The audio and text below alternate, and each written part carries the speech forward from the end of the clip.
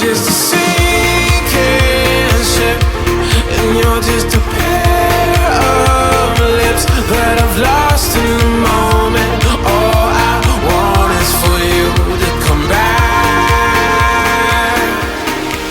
Now I'm caught in the middle of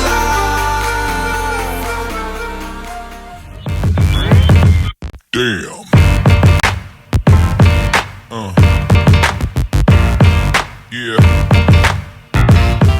Welcome back, guys. For anyone that's new to the channel, welcome. Please make sure to subscribe. There's gonna be a lot of nice content coming up.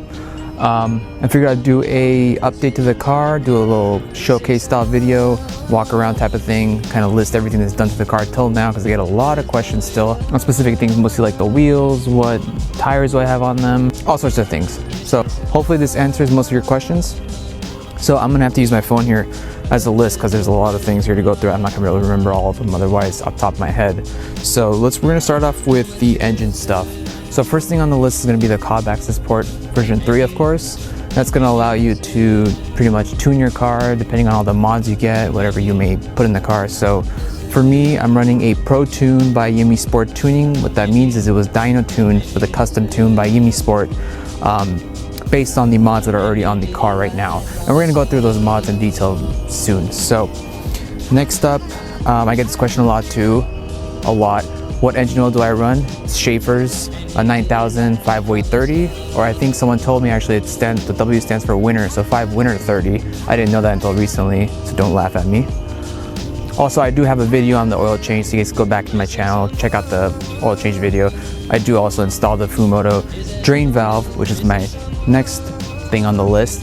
I have the Mishimoto drain valve, which makes oil changes so simple, mess-free. If you do look at my previous video, I think the one right before this one, we did an oil change on 2017 car, and it was a mess. The pan itself almost overfilled also, so check that out. The Mishimoto makes it mess-free, so I love that thing. Next up is my J-pipe. I have an X-Force catted J-pipe, and I'm pretty sure you can't buy this separate. At the time, I had purchased it with the whole turbo back package. Now the problem is they don't sell them separate. They only sell the cat back separate. So I left the J-pipe on when I got rid of the cat back portion. So right now I have an X-Force catted J-pipe. It's a 100 cell cat on there. Not very restrictive at all because most catted J-pipes I believe come with at least a 200 cell. So there's that. Cat back wise, I have the Invidia Q300. If you go back a couple of videos, you'll see that I've gone through 4 different cat backs. This is the one I settled on only because it's the most refined sounding to me. It has absolutely zero drone at any speed, which is a big deal for me because when I had the MagnaFloor, the Invidia, there's at around 65 to 70, you get this really bad drone. So maybe it's just me, but that was my experience. And I think the Q300 sounds really nice, keeps everything under the radar from police and all that stuff, so you're not super loud. At the same time, it looks amazing. I love the quad 4-inch tips. That's a big deal for me. I love having it fill out the entire diffuser exhaust portion. I don't know what you call that, but it just looks amazing. Next up, I've got the Grimmspeed 3-port electronic boost control solenoid. I've said this many times. It's one of the most important mods to me when you're tuning your car, especially a dyno tune, a custom ProTune, because it's more of a safety mod. It's gonna make sure your boost is always consistent. You're never gonna over boost. For example, when I didn't have it and I was on my E-Tune, you'll see it peak at around 19 sometimes. You'll see it peak around 23 sometimes, or even 24 I've seen. With this, it's always been at around 22.5, give or take 20, like 0.1, 0.2. It's been extremely consistent, so you know you're always gonna get the same PSI. You're not gonna run the risk of overboosting and breaking something. So it's worth the money. I think they're about 150 bucks. It's great insurance. I really recommend you do it. And it also makes your tuner's life a lot easier to tune. So there's that. Next up is my cold air intake, and it's gonna be a Mishimoto cold air intake with box. There's not much to say here. It's kind of controversial. People say you don't need an intake until you hit 400 horsepower. I did it anyway. I mean, I'm not sure if I gained anything from it. It's because it was the first thing I did. So take that with a grain of salt. I like it. Fitment was great. Had no issues with it. My tuner said it was easy to tune for. So absolutely no problems there. So, and actually I have cleaned the filter once already because it's been on there for almost 12,000 miles. Next up, this one's just a simple one. Torque Solutions pulley cover. just because I have the aftermarket top mount intercooler, which we'll get to right now. The top mount intercooler is a TurboXS. Not much to say here. Fitment was spot on. I had no issues installing it.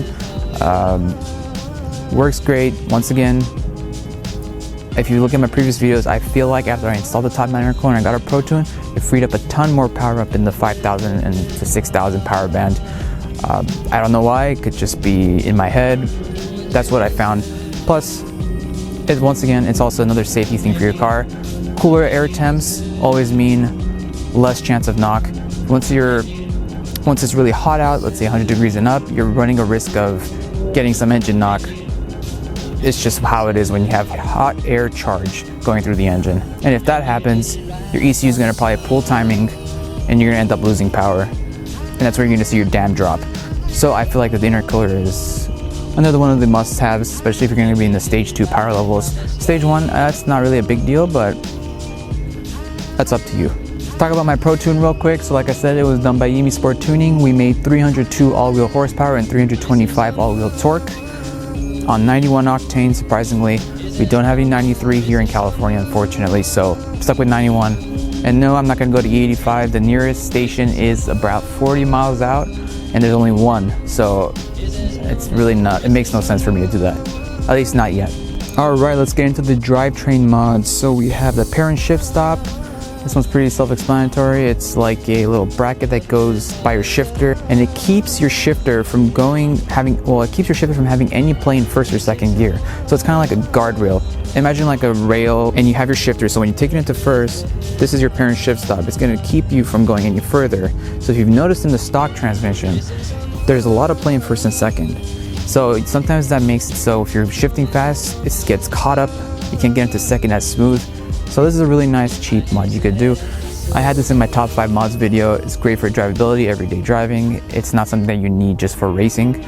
So it just makes daily driving a lot more easier and more pleasurable. Next up, I have the Kartboy shift bearing, or if you want to call it bushing, it's actually a bearing. It's the one that goes in the linkage that pulls the shift arm. I'm not sure if I got that right, but either way, it doesn't really make much of a difference.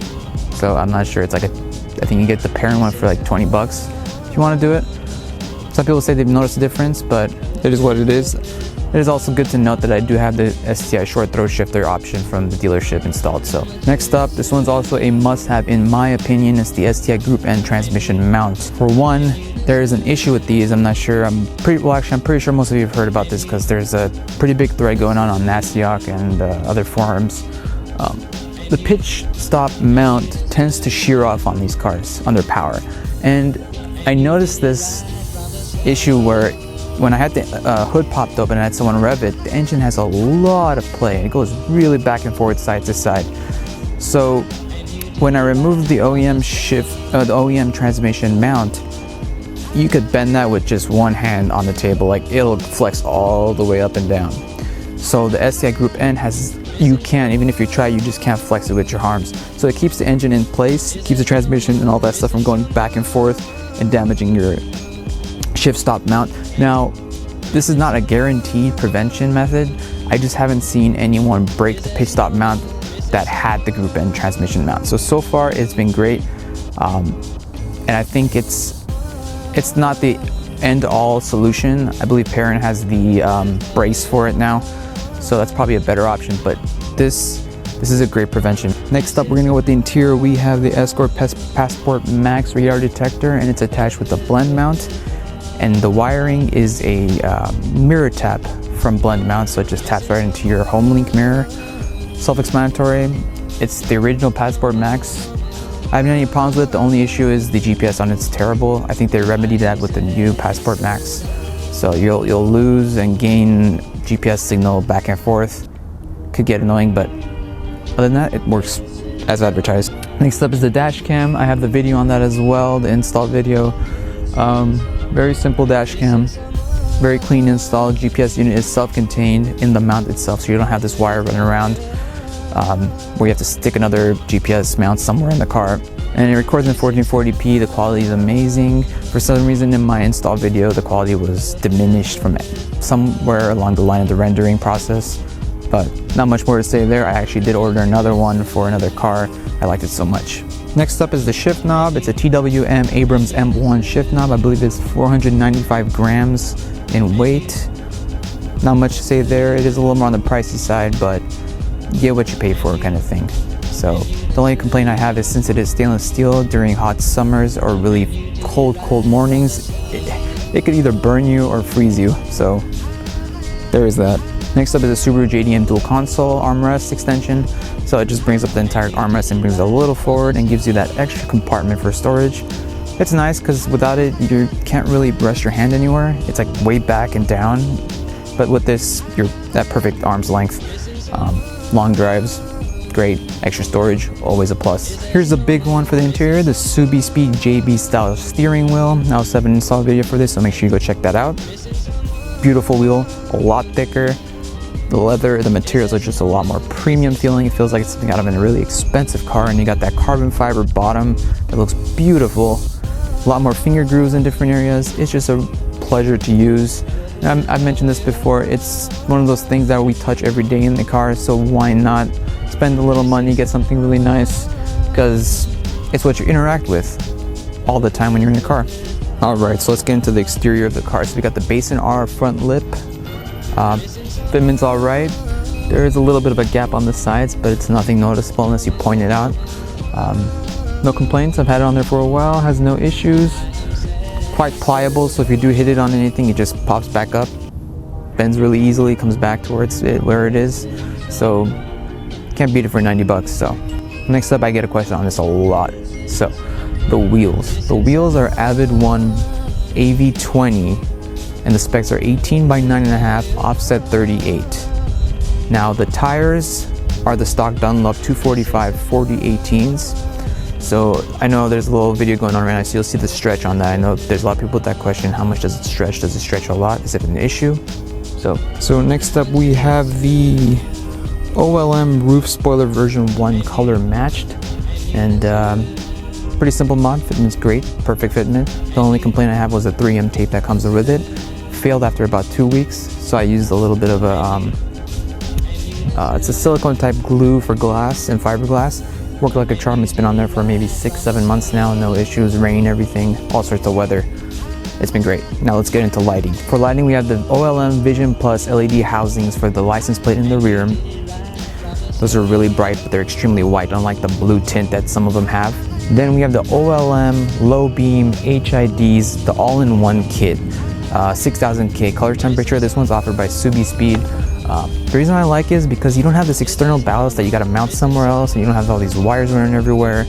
The actual bulb gets installed, and you have the actual ballast itself piggybacks onto the bulb itself. So everything is self-contained. You don't have any extra parts laying around or anything like that. It's a really nice color and brightness level. I've had no complaints with people high beaming me or anything like that. Next up, for my sea lights, I've got the Sylvania LED bulbs just from Amazon. Simple LED bulbs. They color match just fine to the housing itself. 6000K, simple mod. And I get this all the time. When are you going to do the Mishimoto sea lights or the Dynamic sea lights? I'm not, because I'm waiting for the SubiSpeed headlights. I want those so bad. So bad.